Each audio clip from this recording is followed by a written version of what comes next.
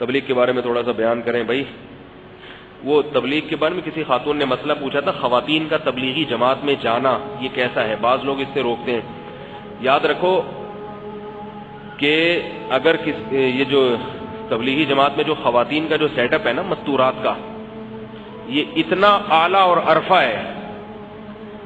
چند دن تک جو خواتین کو پردے کی اور اس میں جو ماحول دیا جاتا ہے نا، یہ اتنا اعلیٰ اور عرفہ ہے کہ میرے علم میں اس کا آلٹرنیٹ اور متبادل کوئی دوسرا نہیں ہے.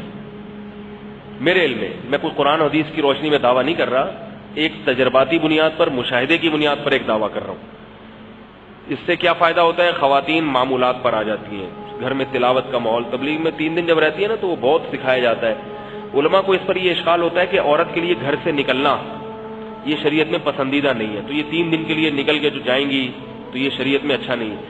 تو اصل بات یہ ہے کہ عورتیں گھر سے نکلتی نہیں ہیں. تبلیغ زمانے کے لحاظ سے آپ اگر دیکھیں نا تو اگر آپ اس کو 3 دن کے لیے تبلیغ میں نہیں لے کے جاؤ گے پھر دیکھو وہ گھر میں کتنا رہتی ہے، اور 3 دن کے لیے جماعت میں لے کے جاؤ گے پھر دیکھو گھر میں کتنا رہتی ہے.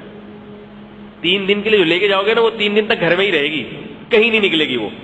اور اگر نہیں لے کر گئے پورے محلے میں جمعرات بازار، منگل بازار، ہفتہ بازار، نانی کا گھر، دادی کا گھر، بہن کا گھر، پھپھو کا گھر، اور اس کے علاوہ پھر ٹیلی فون پہ جو ساری دنیا سے رابطے. تو بھائی اللہ نے عورت کو کیا حکم دیا تھا؟ گھر میں رہو. تو تبلیغ میں نکلنے سے گھر میں رہنے کا حکم پورا ہو رہا ہے، ٹوٹ نہیں رہا. یہ آپ کہہ سکتے ہیں کہ اللہ نے تو کہا تھا اپنے گھر میں رہو، یہ تو دوسرے کے گھر میں جا کے رہ رہی ہے. تبلیغ میں جب خواتین جاتی ہیں تو کسی اور کے گھر میں جا کے رہتی ہے، لیکن تبلیغ والوں نے اس کا ایسا انتظام کیا ہے کہ جب وہ خواتین کسی اور کے گھر میں جا کے رہتی ہیں تو وہ کسی اور کا رہتا نہیں ہے، کیونکہ جو گھر کا مالک ہوتا ہے اس کو پتلی گلی سے باہر نکال دیا جاتا ہے. پتلی گلی سے نکلو. اس میں شرط یہ ہے کہ گھر کے مردوں کا گھر کے اندر کوئی عمل دخل نہیں ہوگا. تو اور بھی اس میں کہنے کے لیے بہت ساری باتیں ہیں. صرف اتنا کہنا چاہ رہا ہوں کہ اپنی مستورات کو ذرا تبلیغ میں وقت لگوا لیا کریں، اس سے وہ پردہ کرنا. کچھ چیزیں سن کے نہیں آتی، دیکھ کے آتی ہیں. یہاں آپ 100 دفعہ پردے پہ بیانات کرو، لیکن جب خواتین 3 دن مستورات میں رہتی اور پردے کا ماحول دیکھتی ہیں اس کا اثر زیادہ ہوتا ہے. ایک لیفٹیننٹ کمانڈر تھے نیوی کے، انہوں نے بتایا کہ میں اپنی زوجہ کو لے کے بیرون ملک کی جماعت میں گیا.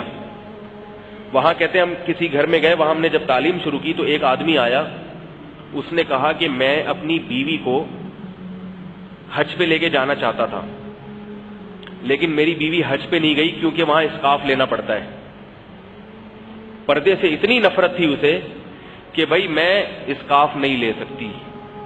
اتنی ایڈوانس عورت حج پہ اس کا میاں لے کے جا رہا ہے اپنے خرچے پہ، مگر حج کرنا بھی چاہتی ہے مگر اس لیے نہیں کر رہی کہ بھائی مجھے اسکارف لینا پڑے گا. اتنی نفرت. اس نے علماء کے بیان بھی سنا دیا اس کو پردے کی اہمیت پر، پھر بھی نہیں کرنا.